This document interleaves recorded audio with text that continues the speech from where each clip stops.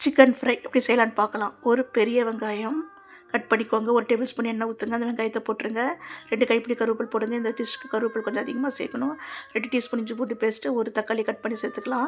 சேர்த்துட்டு வாஷ் பண்ணி வச்ச 1/2 கிலோ சிக்கனை போட்டுட்டு இதுக்கு தேவையான அளவுக்கு உப்பு போட்டுட்டு நல்லா வதக்கி விட்டுட்டு மூடி போட்டுடலாம். இதுக்கு நம்ம ஒரு மசாலா அரைக்கலாம். ஒரு தடுக்கா பேனில் 1 டேபிள் ஸ்பூன் கிரேட்டட் கோகனட் போட்டுக்கோங்க. 1 டீஸ்பூன் ஜீரகம், 1 டீஸ்பூன் மிளகு, 4 காஷ்மீரி சில்லி போட்டுட்டு 1 இன்ச் அளவுக்கு பட்டை, 4 கிராம்பு சேர்த்திக்கலாம்.